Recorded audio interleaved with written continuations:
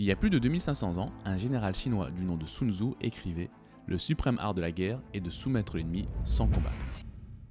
Imaginez ça, un commandant de l'Antiquité qui nous dit que la victoire n'est pas dans la force brute, pas dans les batailles sanglantes, mais dans la capacité à anticiper, à préparer, à penser plus loin que son adversaire. Ça fait réfléchir. Aujourd'hui, on plonge dans l'art de la guerre de Sun Tzu, et croyez-moi, ce livre n'est pas juste une relique poussiéreuse, c'est un manuel qui pourrait bien vous aider à conquérir vos propres batailles, qu'elles soient professionnelles ou personnelles. La stratégie, selon Sun Tzu, c'est avant tout une question de positionnement. Et ça, c'est fascinant. Il nous dit que la meilleure façon de gagner est de ne pas avoir à se battre, mais ça veut dire quoi concrètement? Prenons un exemple moderne. Imaginez Steve Jobs, dans les années 2000. On pourrait dire qu'il a appliqué les principes de Sun Tzu lorsqu'il a lancé l'iPhone. Il n'a pas cherché à entrer dans une guerre directe avec les téléphones existants de Nokia ou BlackBerry. Non, il a changé les règles du jeu, redéfini ce qu'un téléphone pouvait être et soudainement, la concurrence était dépassée avant même que la bataille ne commence. L'une des idées fortes de Sun Tzu, c'est que la victoire commence bien avant le combat. Il dit « Tout le succès d'une opération militaire repose sur la préparation ». Imaginez un joueur d'échecs qui sait dès la première minute comment la partie va se terminer. Ce joueur a déjà étudié son adversaire, prévu chaque coup possible. Sun Tzu parle de comprendre le terrain, de connaître son ennemi et de connaître ses propres forces et faiblesses. C'est exactement ce que font les meilleurs entrepreneurs aujourd'hui.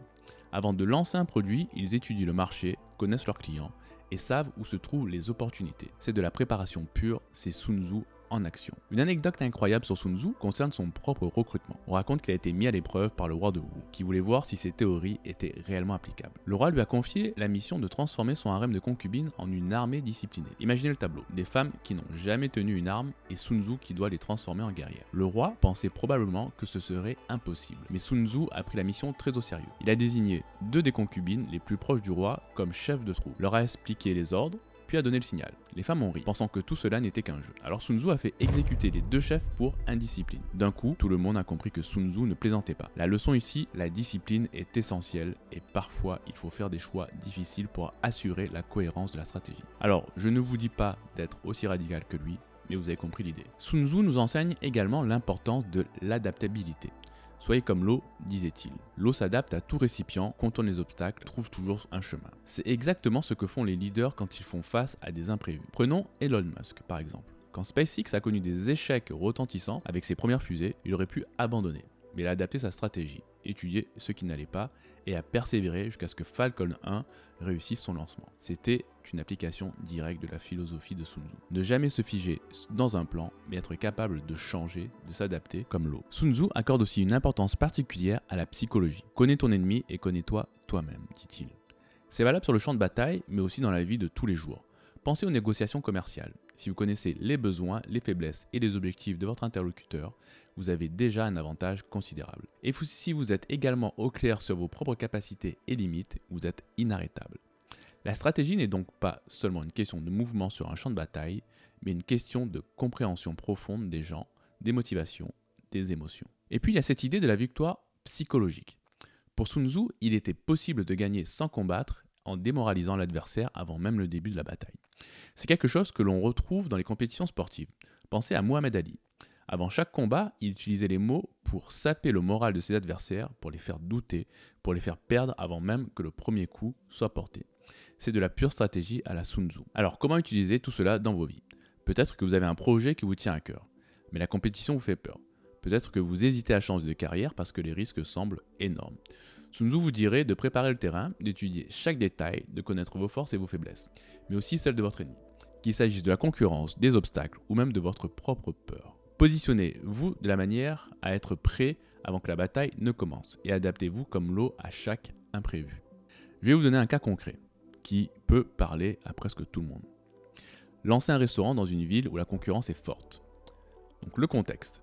Imaginons que vous avez une passion pour la cuisine et que vous souhaitez ouvrir un restaurant dans une ville où de nombreux restaurants de toutes sortes existent déjà.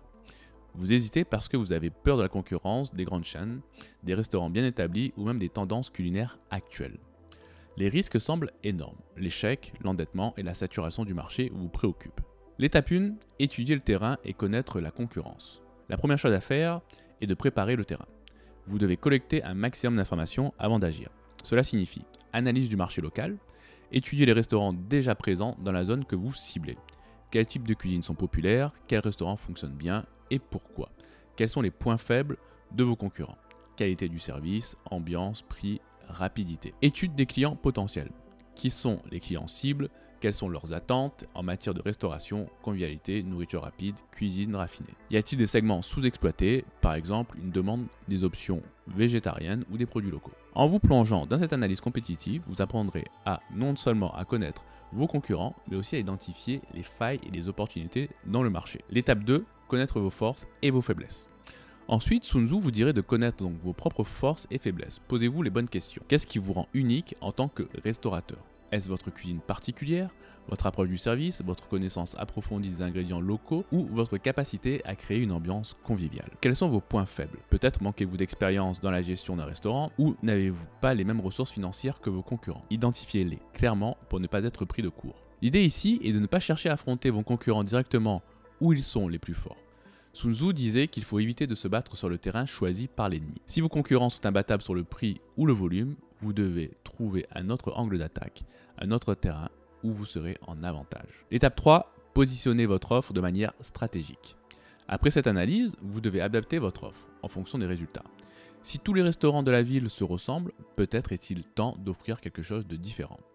Positionnement de niche. Par exemple, vous pourriez décider d'ouvrir un restaurant végétarien local qui met l'accent sur la durabilité et les produits bio, si vous remarquez que cette tendance est sous-exploitée. Expérience unique. Vous pourriez également créer une expérience de restauration immersive avec des plats créatifs et une ambiance unique que les autres restaurants ne proposent pas. L'objectif est de se différencier intelligemment. Vous avez étudié les faiblesses de la concurrence, maintenant vous pouvez vous positionner de manière à capitaliser sur ces opportunités. Par exemple, si la plupart des restaurants concurrents sont des chaînes avec un service impersonnel, vous pourriez vous concentrer sur une expérience client exceptionnelle et personnalisée en misant sur la fidélisation. Étape 4. Préparer et ajuster vos ressources. Sun Tzu insiste sur le fait qu'avant de se lancer dans une bataille, il faut avoir préparé ses ressources. Cela signifie, par exemple, un plan financier solide.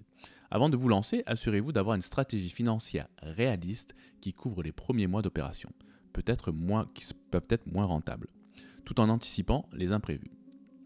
La flexibilité opérationnelle. Préparez-vous à être flexible. Si la stratégie initiale ne donne pas les résultats escomptés, soyez prêt à pivoter. Par exemple, si l'offre de restauration sur place ne fonctionne pas comme prévu, peut-être une option de livraison ou de takeaway vous permettra de compenser. Ce concept de flexibilité est essentiel dans les affaires. Si un imprévu surgit, comme un concurrent qui lance une promotion agressive ou une crise économique, vous devez être capable de réagir rapidement et d'adapter votre modèle en conséquence. Cela peut impliquer d'ajuster votre menu, vos prix ou même de lancer de nouvelles offres complémentaires, cours de cuisine, événements privés, etc. Et on a eu l'exemple de plein de restaurants qui ont dû s'adapter très rapidement lors du premier confinement, lors de la crise du Covid-19. Donc à ne pas négliger, ce type d'imprévu peut arriver. L'étape 5. Se lancer au bon moment et dans de bonnes conditions. Sun Tzu souligne que le timing est essentiel dans toute bataille. En affaires, cela signifie que vous ne devez pas vous précipiter. Assurez-vous d'être bien préparé avant de lancer votre restaurant. Attendez peut-être le bon moment de l'année, période touristique, événements locaux, pour maximiser votre visibilité dès le lancement. Par exemple à Vittel, on a un événement qui s'appelle la Foire à la Grenouille chaque année, qui est au mois d'avril, le 3e week-end ou le 4e week-end d'avril, et ça serait par exemple une date idéale pour lancer le restaurant parce que ça attire énormément de monde. Utilisez des campagnes marketing bien ciblées pour générer du buzz avant l'ouverture, réseaux sociaux, influenceurs locaux, etc. En parallèle, soyez attentif à l'environnement économique. Si une crise ou une situation instable se profile, il pourrait être judicieux de retarder le lancement ou de l'adapter. Par exemple, si tout le monde avait pu anticiper effectivement la crise du Covid-19, on n'aurait pas ouvert un restaurant par exemple 3 mois ou 6 mois avant. En conclusion, la victoire est dans la préparation. En appliquant les principes de Sun Tzu, vous abordez votre projet avec méthode et stratégie. Vous ne laissez rien au hasard et vous adaptez chaque étape à la réalité du terrain. Préparer le terrain, connaître ses forces et faiblesses, adapter son positionnement et réagir avec flexibilité sont les clés pour maximiser vos chances de succès. Même dans un marché saturé ou compétitif. La peur de la concurrence est normale. Mais avec une bonne préparation, elle peut être transformée en une opportunité d'innovation. Vous ne vous battez pas contre vos concurrents sur leur terrain, vous créez votre propre espace où vous excellez. Et ça, c'est la stratégie en action. Sun Tzu ne nous a pas seulement laissé un livre sur la guerre, il nous a laissé un guide sur la vie, sur la manière d'aborder chaque défi, chaque épreuve, avec intelligence, stratégie et élégance. Alors, que ce soit pour gagner une négociation, lancer un projet ou tout simplement vivre une vie plus sereine et stratégique, souvenez-vous, la meilleure victoire est celle que vous remportez sans avoir à vous battre. Soyez prêt, soyez adaptable et surtout soyez intelligent dans votre approche. La stratégie n'est pas une question de force, mais de positionnement et de préparation. Alors, la stratégie de Sun Tzu, est-ce qu'elle vous semble toujours d'actualité dans notre monde moderne? Quels principes vous paraissent plus pertinents aujourd'hui? Je serais ravi donc de lire dans les commentaires vos réflexions.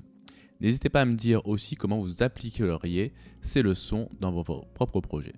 Allez, on balance plein de pouces bleus, on partage parce que ça peut toujours intéresser d'autres personnes. Merci d'avoir regardé cette vidéo jusqu'au bout et je te dis à bientôt.